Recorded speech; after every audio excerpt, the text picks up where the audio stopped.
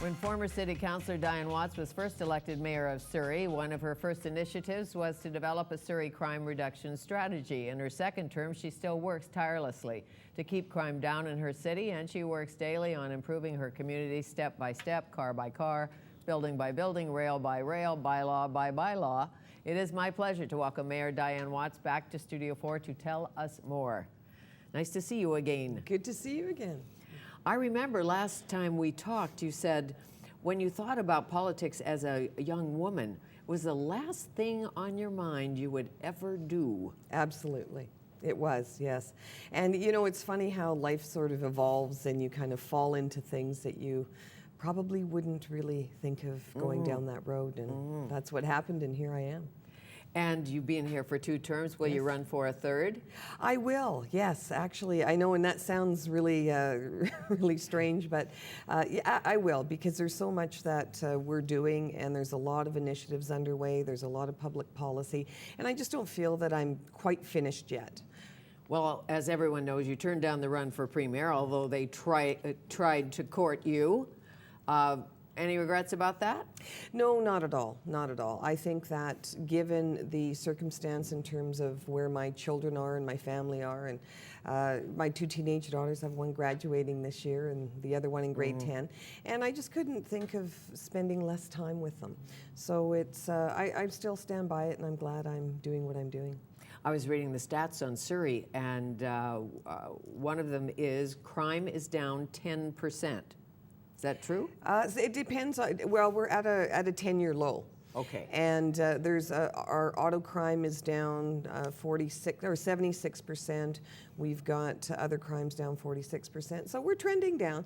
But you know what? I mean, we've got to keep on top of it. We've got 9 crime analysts, so we monitor everything in real time, and it's really important. So if there's a spike or a trend, we're on top of it right away, and that is invaluable. It's intelligence-based policing, which really pays off dividends.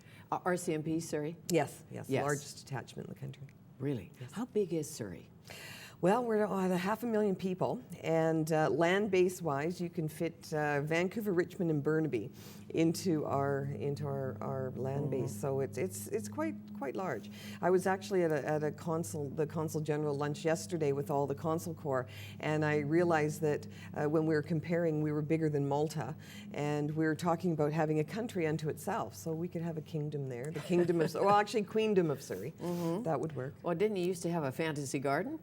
Well, that was Richmond. Wasn't that Surrey? That was Richmond. So Van der Zem was in Richmond, not Surrey. Well, no, he was actually the mayor. Surrey. Oh, yes, absolutely, he was the Yes, mayor. but the garden was in Yes, the fantasy gardens in Richmond. Exactly. Okay. Exactly. Yes, because now it's a casino or something, isn't it? Something like that. I don't know. Don't gamble. No. Recently, you took an entourage to India. Yes. Ever been to India before? That was my first time. That was my first time to India, and it was really focused on business. And you know, a lot of the times when we go to other cities, whether it's, you know, I went to China, and it was more of a cultural piece with sister cities, and so this was really focused on business. It wasn't about politics, wasn't about me at all, other than facilitating the business community. But about business, about Surrey doing business deals Yes. with India. Oh, absolutely. Yes. What kind of deals? Green energy deals, outsourcing, what? Right. Well, we took a number of sectors. So we took clean energy, education, life sciences, IT, wood manufacturing. So those, and it was very specific. So people, any companies that wanted to come forward had to apply and go through a very rigid criteria, and looking at how we could position them and make sure that that relationship was both ways. And so we ended up with a number of companies, and we signed when we were there 4 memorandums of understanding.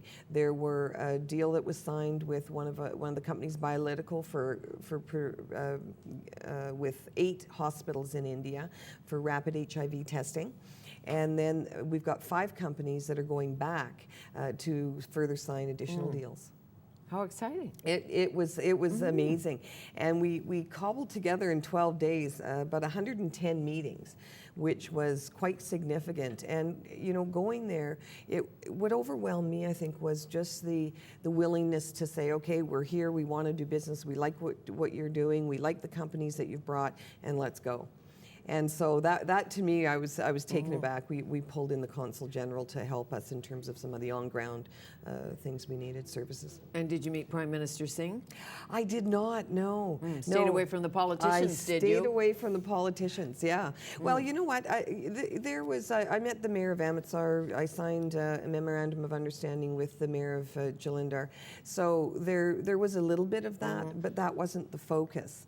And it was interesting because when we had some of the receptions for some of the business community, some of the politicians came and wondered, well, why didn't you let us know you were coming?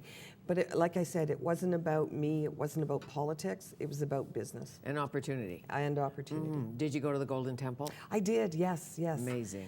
It is an amazing place to be. You've got 200,000 people going there a day, and they're actually cooking and feeding 200,000 people a day, and it's overwhelming. And when you have that peace and that energy collected in one place, it's very overwhelming. Friends of mine who have traveled to India say it seeps into your soul, and you either love it, totally embrace it, or you want to go home immediately. And they had dual reactions, very interesting. The extreme poverty, and the extreme wealth.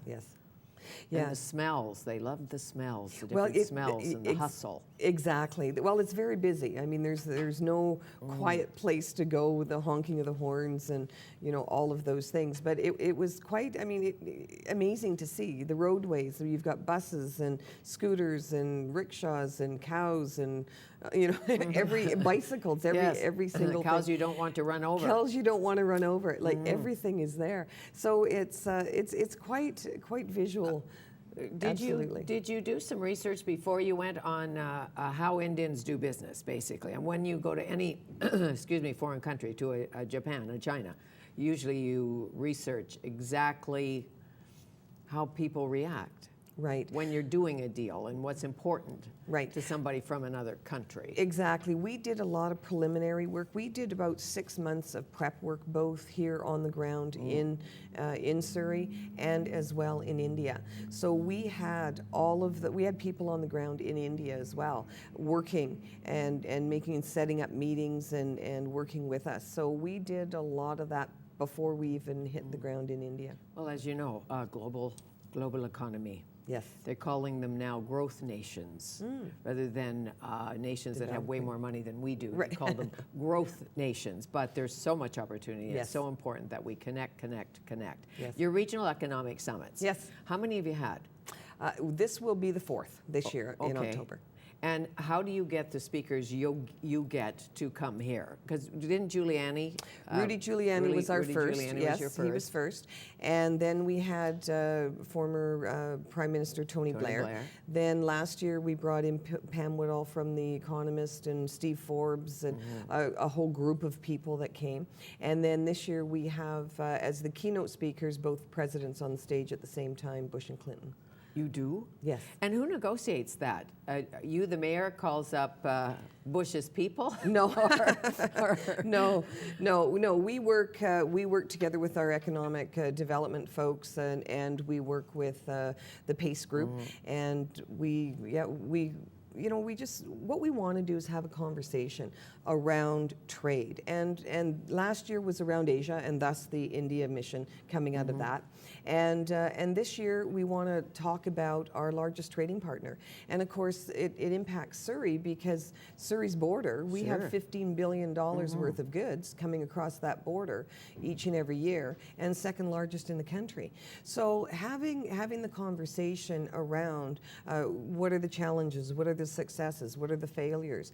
And, sure, there's a little controversy around it, but that's okay too, because you don't want to always speak with people you like and agree with. You want to have those conversations. Of course. And have you met either president before? I have not. I've been to functions where former President Clinton had been speaking, but no, not meeting one-on-one. You'll get the odd protester, I suspect, but I don't suspect. know. Oh, It's I'm always sure. good to have a little action in Surrey. Well, always. When we come back, we'll talk Surrey politics, because I know you're doing a lot in Whalley and other places. Yeah. Mayor Dianne Watts, our guest.